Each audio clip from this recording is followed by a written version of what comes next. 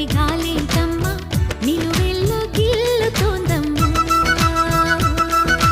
దాయమ్మ దాయమ్మ నా ఒళ్ళు దాకోవమ్మ గాలైన చేరలేదమ్మా.